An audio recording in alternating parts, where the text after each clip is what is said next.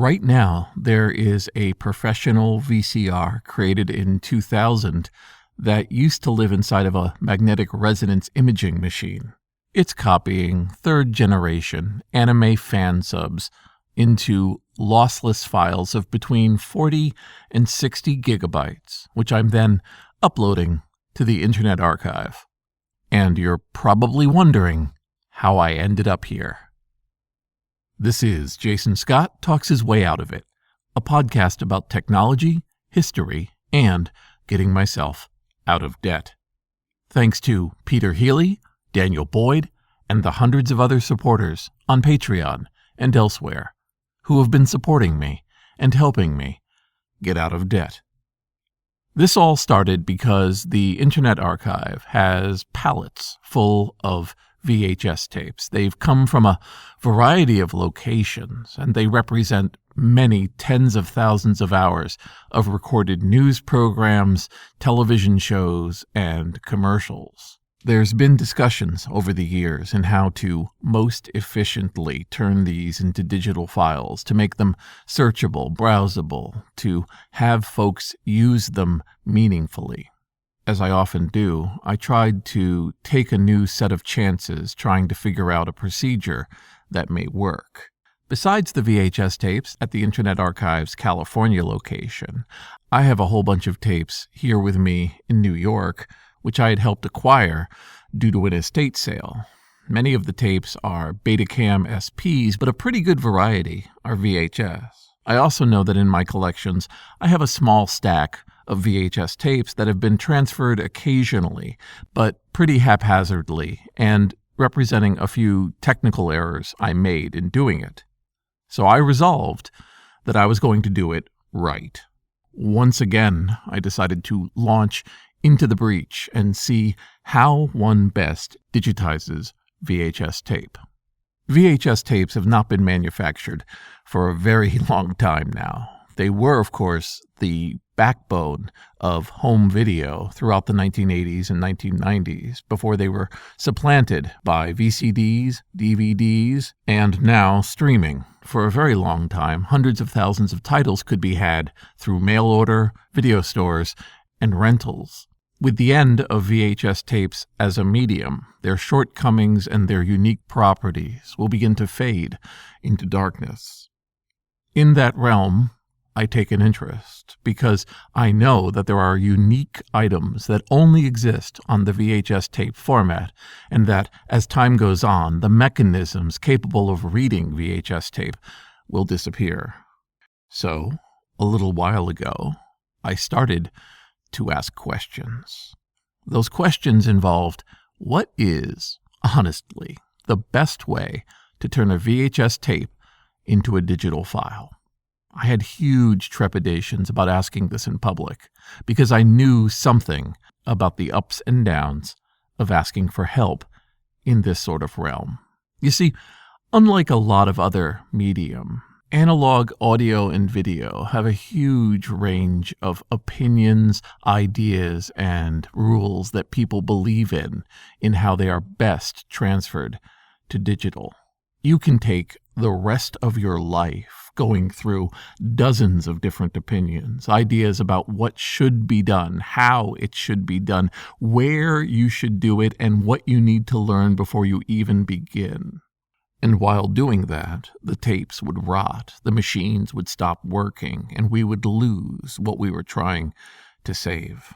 Here's how I went about it these days. I set up a channel on my Discord for people to come to, and then I reached out on Twitter and asked everybody who did anything involving VHS digitization to reach out to me to join the Discord.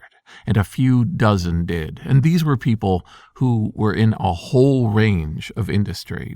Some of them were professionals doing VHS tapes as part of their job, while others had done hundreds of tapes, but they had done it from the point of view of somebody who had taught themselves the best way to do it.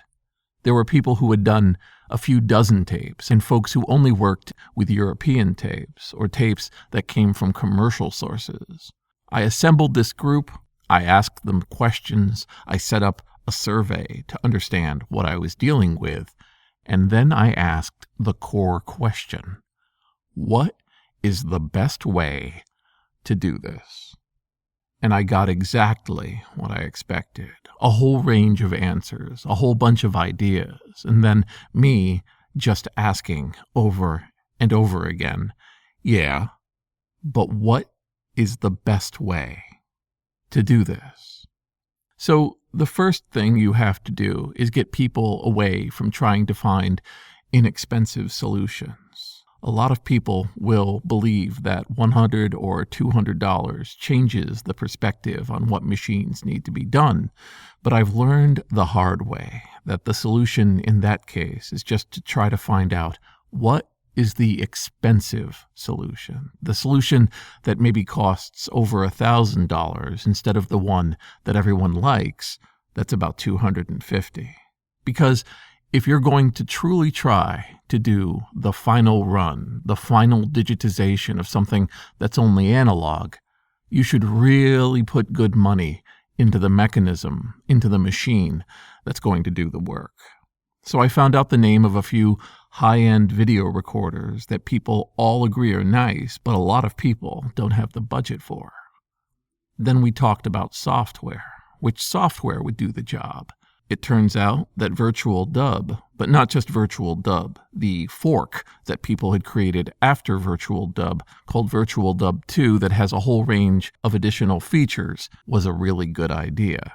After that, it became what video capture card to use, and I settled on a Blackmagic Decklink card, which plugs into my computer and has a huge range of analog connectors, one of which is S-Video, which works very well with VHS tape. I just started building this idealized station of video ingestion and digitization and coming up with a process that, while some people might do a little differently here and there, everybody agreed that you weren't committing a crime. And this, to me, is the fundamental action of what I was working on. You see, it's not so much about VHS tape. It's about the fact that every process of converting something from analog to digital is traumatic.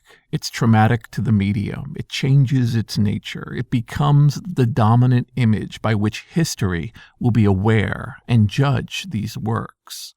Whether we want to admit it or not, JPEGs, PNGs, and TIFFs of paper will become the primary way this paper is regarded. If we can take a little extra time to really do the process right in a way that can be repeated, we are doing a huge favor to generations not yet born who will appreciate that little extra effort in the present day. And again, this was all in the service of television news and meaningful musical history and other computer works that I had gathered up over the years and turning them into something easily accessible and very high quality. But then a little turn in the road happened. At this point, I'm often summoned into message boards where somebody reveals they have a whole bunch of stuff, some of it digital, some of it physical, and they're not sure what to do. People talk about finding a whole cache of CD-ROMs or finding videotapes or hard drives or an FTP site that's going down, and people will mention, maybe Jason can help you. And sometimes I can, sometimes I can't. And along that way, I was suddenly offered hundreds of anime fansub tapes. Now, I'd known about anime fan subs for some years, but I never really paid much attention to them.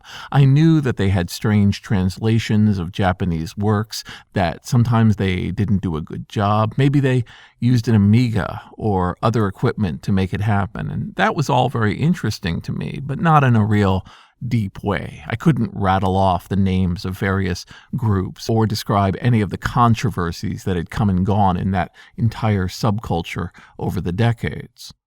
But suddenly, I found myself in possession of over 700 anime fan subs. These were tapes that had been bought out of Chinatown in New York and taken back to a science fiction and video game store in New Jersey, one which had gone out of business and which had also not only discovered the source from where the Chinatown source was buying, but the source that source was buying from, and they had cut out all the middlemen and were buying tapes directly from them overseas. And so these tapes were a very interesting collection, a neat specimen. And since I was coincidentally also building this workflow, I decided to put them together.